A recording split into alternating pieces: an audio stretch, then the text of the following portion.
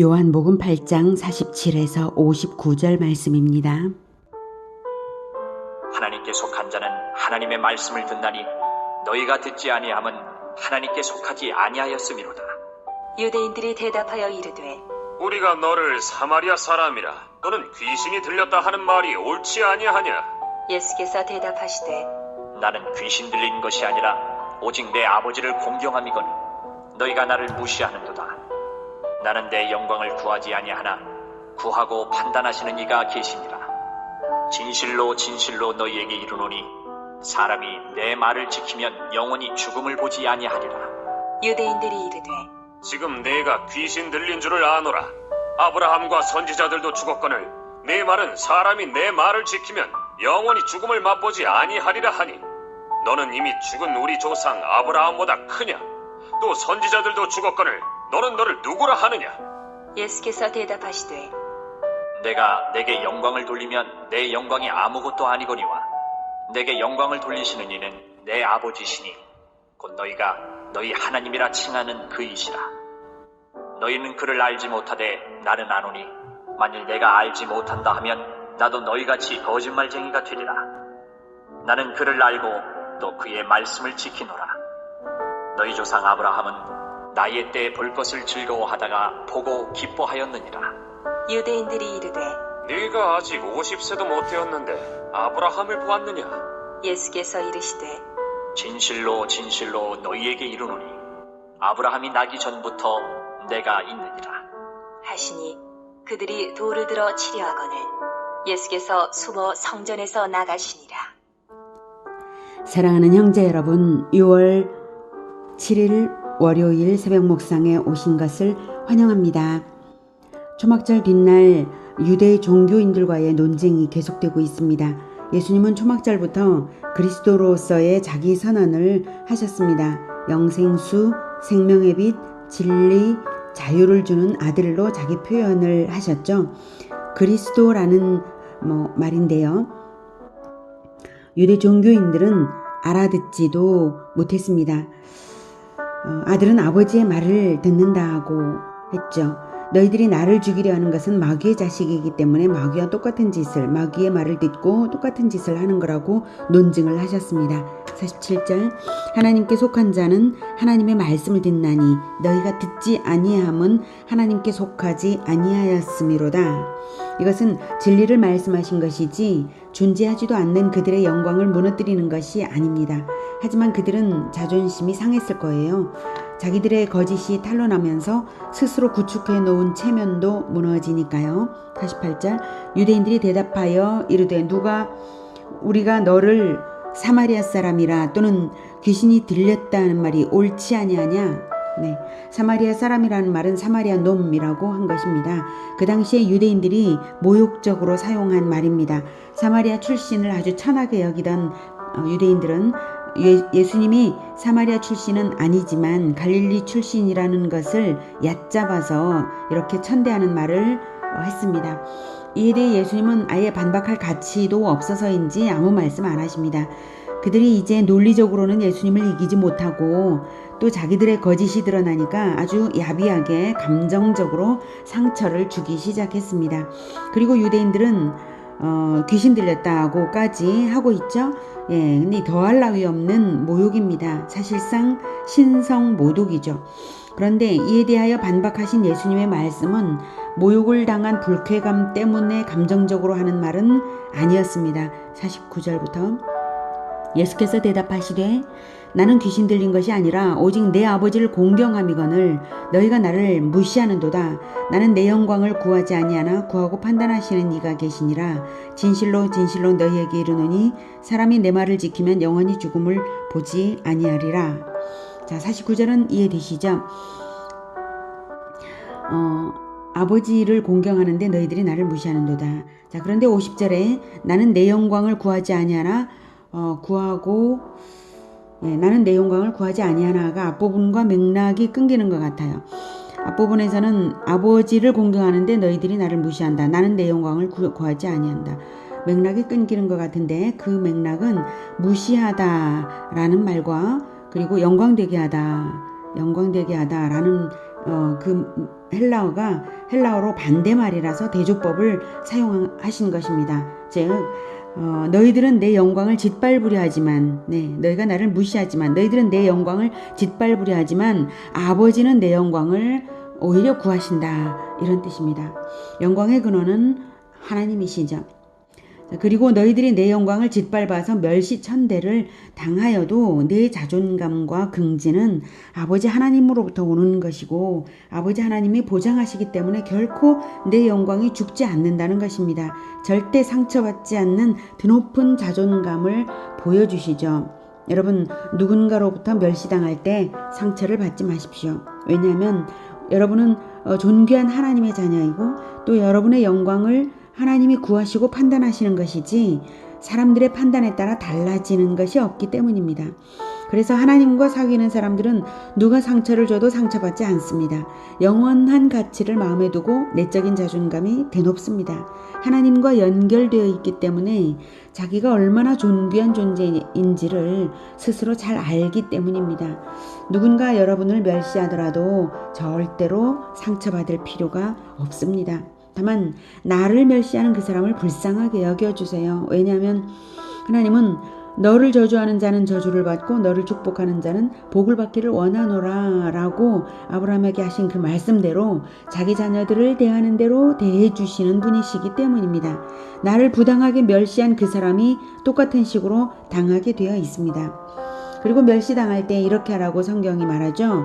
로마서 12장 19절에는 내 사랑하는 자들아 너희가 친히 원수를 갚지 말고 하나님의 진노하심에 맡기라. 기록되었으되 원수 갚는 것이 내게 있으니 내가 갚으리라고 주께서 말씀하시니라. 하나님은 자기 자녀들을 보호하시기 위해 원수 갚지 말라고 내가 한다고 하십니다. 그런데 어떤 사람들은 나쁜 놈을 스스로 응징하는 것은 정의로운 일이라고 생각하고는 꼭 자존심 상하면 꼭 자기 손으로 원수를 갚고 싶어 하는데요. 이것은 하나님의 심판권을 침해하는 잘못입니다. 창세기 4장 15절에 가인을 죽이는 자는 벌을 7배나 받으리라 라고 하셨죠. 이것은 바로 하나님의 심판권을 침해하기 때문에 벌을 7배나 받으리라 라고 하신 거죠. 그래서 멸시를 당하여도 결코 원수 갚을 마음을 가질 필요가 없으시고 하나님께 맡기면 됩니다. 더 나아가서는 예수님처럼 선한 고난을 당할 수도 있습니다. 그럴 때 예수님처럼 하시기를 바랍니다. 로마서 12장 14절에는 너희를 박해하는 자를 축복하라. 축복하고 저주하지 말라.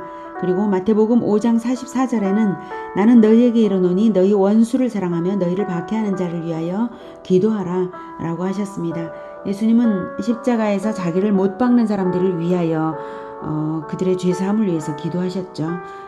그리고 지금 이 순간도 역시 생명을 얻으라고 말씀을 하고 계세요. 51절에 내가 진실로 진실로 너희에게 이르노니 사람이 내 말을 지키면 영원히 죽음을 보지 아니하리라 라고 다시 그리스도 선언을 하시면서 제발 내 말을 지켜서 죽음을 보지 말라고 또 말씀을 하시는 것입니다. 참된 영광을 얻는 길은 하나님이 구하시게 하는 것입니다. 다시 내가 내 영광을 구하지 아니하나 구하고 판단하시는 이가 계신데 바로 하나님께서 그렇게 하신다라는 거죠. 예수님의 십자가의 죽음이 하나님께 영광이 되기 때문에 하나님께서 그 예수님의 영광을 구하십니다. 예수님의 십자가의 죽으심이 왜 하나님의 영광이 되는가 하면 하나님은 심판을 하셨기 때문입니다. 하나님은 구원과 심판을 동시에 하셨습니다. 예수님의 십자가를 통해서. 하나님은 예수님의 십자가를 보면 하나님의 아들에게까지도 심판을 내리셨어요. 하나님의 아들이 죄가 없어서 오히려 죄가 없어서 그리고 죄인들이 예수님을 믿음으로써 죄인들이 예수님을 통하여 구원을 받도록 그 죄인들의 죄를 심판하신 거죠. 자기 아들에게.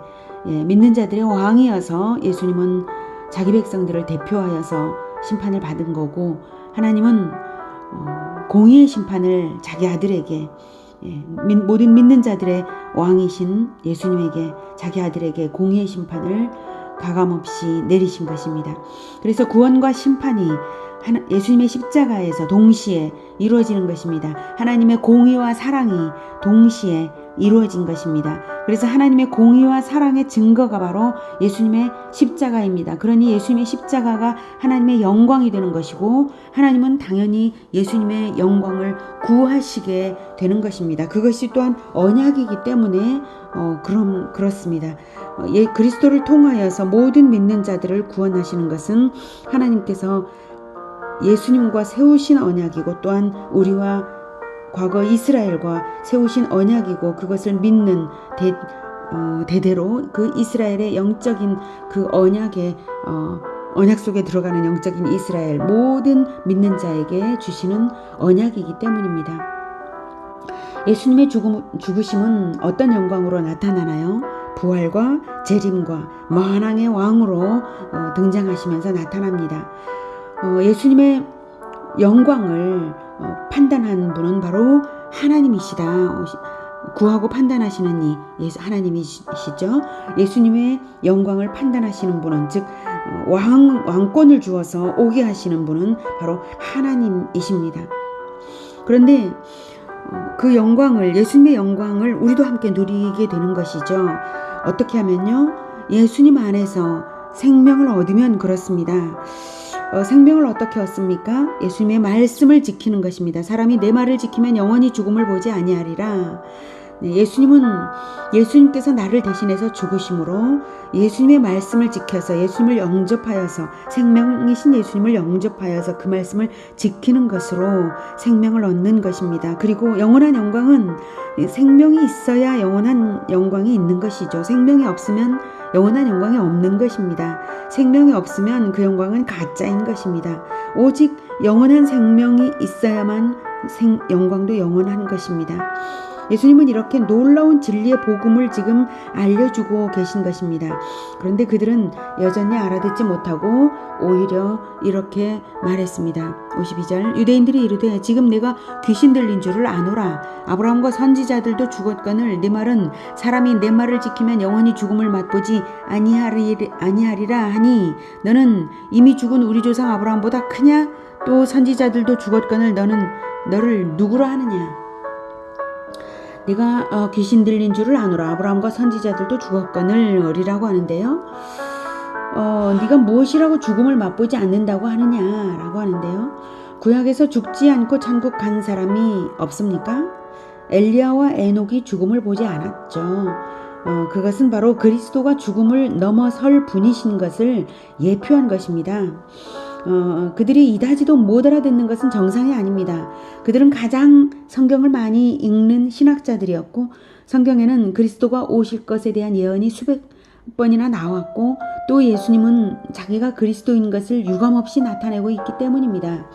사람이 내 말을 지키면 영원히 죽음을 맛보지 아니하리라 라고 말할 사람은 오직 그리스도뿐이거든요. 그런데도 그들은 귀신 들렸다는 극단적인 모욕을 반복적으로 주는 것입니다. 그들은 악한 의도로 두 가지를 묻는데요. 네가 아브라함보다 크냐? 또는 또 너는 너를 누구로 하느냐? 너는 누구냐? 두 가지 질문입니다. 그에 대한 주님의 대답을 봅시다. 54절 예수께서 대답하시되 내가 내게 영광을 돌리면 내 영광이 아무것도 아니거니와 내게 영광을 돌리시는 이는 내 아버지시니 곧 너희가 너희 하나님이라 칭하는 그이시라. 너희는 그를 알지 못하되 나는 아노니 만일 내가 알지 못한다 하면 나도 너희같이 거짓말쟁이가 되리라. 나는 그를 알고 또 그의 말씀을 지키노라. 너희 조상 아브라함은 나의 때 볼 것을 즐거워하다가 보고 기뻐하였느니라.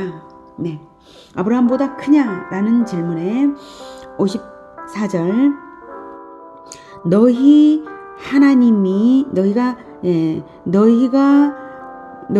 하나님이라 칭하는 그이가 내 아버지시다 라고 하나님 아들의 영광으로 대답을 하셨습니다. 아브라함보다 크냐? 당연히 크다. 너희 하나님이 내 아버지다. 이렇게 아들의 영광을 말하고 있습니다. 너는 누구냐라는 질문에 나는 하나님을 아는 자다. 예, 나는 하나님을 아는 자다. 그리고 아브라함이 나의 때 볼 것을 즐거워한 아브라함이 소망한 자다. 그래서 나는 아브라함보다 먼저 있는 자다라는 것까지도 표현했습니다. 너는 누구냐? 나는 하나님을 아는 자다. 아브라함이 소망한 자다. 아브라함보다 먼저 있는 자다. 예, 아브라함보다 더 대단한 존재냐는 질문에 이렇게 대답을 했습니다. 예, 그래서 예수님만이 완전히 하나님을 아는 분입니다. 그래서 우리도 하나님을 아는 것은 예수님 안에서 하나님을 알 수 있습니다. 예수님을 닮아가는 것이 바로 하나님을 알아가는 것입니다. 예수님을 알아가고 있는 것은 하나님을 아는 것입니다. 그래서 우리도 하나님을 알고 하나님을 안다고 해야지 모른다고 하면 거짓말입니다. 하나님을 아는 것을 세상에 드러내고 있습니까? 우리가 하나님을 아니까 전도를 할 수 있는 것입니다. 전도를 하는 것이 하나님을 안다고 하는 행위이고 또 예수님의 말씀을 지키는 것이 하나님을 안다고 하는 행위입니다. 우리가 하나님의 말씀을 지키면 하나님도 나도 너를 안다 하고 인정해 주시죠. 어디서든 하나님을 모른 척하는 거짓말쟁이가 되지 마십시오. 예수님은 하나님과 자기의 관계를 완전히 말씀하셨습니다. 나는 그를 알고 또 그의 말씀을 지키노라. 네. 아브라함은 나이 때 볼 것을 또 즐거워했다라고 말씀을 하셨는데요. 아브라함은 그리스도가 세상을 구원하시는 때를 기다리며 그 일에 협력하는 것을 즐거워하며 살았다는 것입니다. 확인해 봅시다. 어떤 행동들로 나타났는지 세 가지만 예시를 볼까요? 첫 번째, 이삭을 번제로 드리는 명령에 순종했습니다. 그것은 이삭을 통해 그리스도가 오실 것을 알았기 때문에 그 당시 아직 소년인 이삭이 생명을 얻을 것도 알았고 순종으로 협력할 수 있었습니다. 하나님은 아브라함이 순종했기 때문이라는 근거로 인류에게 그리스도라는 상을 주실 수 있었습니다. 하나님께서 처음부터 계획하신 은혜로운 일이었지만 인간 편에도 공로가 있어야 인간을 칭찬하며 상으로 주실 수 있어서 아브라함을 시험하셨고 아브라함은 순종으로 통과함으로써 믿음의 조상이 되고 그리스도를 상으로 받은 것입니다. 그 다음에 장막에 거주하면서 가나안 땅을 안 떠났죠. 아브라함이 후손으로 오실 그리스도를 상으로 받았기 때문에 그리스도를 맞이할 나라를 바라고 미래의 영광을 바라보고 아브라함은 가나안 땅을 떠나지 않고 장막에 거주하며 살았습니다. 부자였지만 땅을 사지 않고 집도 짓지 않은 이유는 자기 당대가 아니라 후손에게 주실 땅이라는 것을 알고 믿었기 때문이었습니다. 그래서 땅의 것을 생각지 않고 위의 것을 생각했습니다. 하늘나라를 생각했습니다. 하나님 나라가 가나안 땅에 이루어질 하나님 나라, 그 나라를 생각했습니다. 그래서 가나안 땅을 떠나지 않았죠. 후손이 이룰 하나님 나라여서 그리고 그리스도가 오심으로써 그 하나님 나라가 완성될 것이어서 바라본 것입니다. 그렇게 그리스도께 협력이 되어 있었습니다. 아브라함은. 예. 그리고 하나님의 땅이 되려면 하나님 나라의 땅이 되려면 하나님의 자녀가 거기 거주해야만 해서 자기도 거기 거주하고 자녀들도 거기에서 살아가게 했던 것입니다. 그래서 후손에게 아브라함의 생활 방식은 이어졌습니다. 하나님께 율법을 받은 적이 없지만 하나님의 방법대로 살았습니다. 단 하나의 언약을 받고 할례를 표식으로 후손들에게 물려주면서 하나님의 백성이라는 정체성을 가지고 믿음으로 살았습니다. 그래서 이삭도 부자였지만 땅도 집도 없이 장막에 거주하며 가나안에 살아간 이유가 바로 그 언약 때문입니다. 그리스도를 받고 하나님 나라를 이룰 언약. 야곱도 마찬가지였습니다. 왜 그렇게 힘들게 살아야 했나요? 그것은 바로 하나님이 주시는 영광만이 진짜이고 영원한 것이고 최고의 가치가 있다는 것을 알았기 때문입니다. 네, 이렇게 아브라함은 그리스도를 기다린 것이고 천국에 가서도 기다린 사람이 바로 아브라함입니다. 그러기에 정말로 하나님은 아브라함에게 약속하신 것처럼 아브라함에게 이루어 주셔서 그리스도를 보내신 것입니다. 그래서 즐거워했습니다. 그리스도가 온 나를 천국에서 보면서 즐거워한 것입니다. 중요한 것은 이 즐거웠다는 사실입니다. 믿기 때문에 즐거운 것이지 억지로 순종한다는 것은 즐거울 수도 없고 또 순종할 수도 없죠. 그리고 그 믿는 것이 그 소망이 얼마나 대단한 것이면 그런 고난을 감내하면서도 다 즐거워할 수가 있었겠습니까? 바로 그것입니다. 믿는 사람은 소망을 바라기 때문에, 영원한 영광을 바라기 때문에 하나님을 섬기는 것이 즐거움으로 나타납니다. 그래서 그리스도인의 참된 표지는 즐거움입니다. 네, 선행 즉 그 자체가 아니라 즐거운 선행이 되게 되는 것이죠. 즐거움, 영원한 영광을 사모하는 그런 사람들은 이 즐거움이 나타납니다. 아브라함은 어떻게 즐거워했을까요? 바로 미래를 꿈꾸는 것이 아브라함의 즐거움이었을 것이고 천국에서도 계속해서 그것을 꿈꾸고 기뻐했습니다. 여러분은 천국을, 하나님 나라를 상상하십니까? 완전한 하나님 나라의 성취를 상상하십니까? 그것을 바라보면서 살아가기를 바랍니다. 57. 유대인들이 이르되 네가 아직 50도 못 되었는데 아브라함을 보았느냐? 예수께서 이르시되 진실로 진실로 너희에게 이르노니 아브라함이 나기 전부터 내가 있느니라 하시니 그들이 돌을 들어 치려 하거늘 예수께서 숨어 성전에서 나가시니라. 돌을 들어 치려한 것은 자기가 아브라함이 나기 전부터 내가 있다라고 해서 하나님의 친아들이다라고 말한 것이 바로 신성 모독죄다라고 하는 것이죠. 근데 돌을 들어 그리스도를 치려 한 그들이 바로 신성 모독자들입니다. 오늘은 진정한 영광, 영원한 영광, 하나님이 보장하시는 영광으로 즐거워하라고 하시는 예수님을 만났습니다. 이 영광을 바라보고 사모하면 세상의 가짜 영광에 휘둘리지 않고 아브라함처럼 진정한 기쁨을 누리며 살 것입니다. 영원한 영광을 바라보며 그리스도의 말씀을 듣고 지켜 행하는 기쁨으로 충만한 우리 모두가 되기를 축복합니다. 기도하겠습니다. 하나님, 우리가 인생 살면서 자존심 상하는 일들도 있고 그렇습니다. 그러나 그것이 영원한 영광을 생각해 볼 때 아무것도 아님을 다시 생각하게 되었습니다.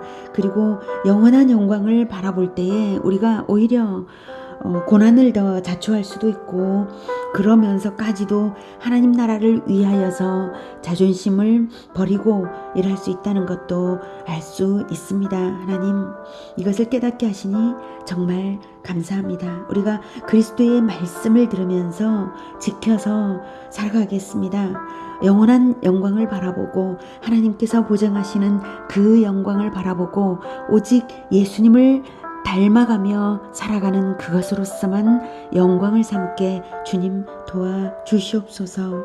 예수 그리스도 이름으로 기도드립니다. 아멘. 이어지는 시간은 개인 기도 시간입니다. 영상은 여기서 마치겠습니다.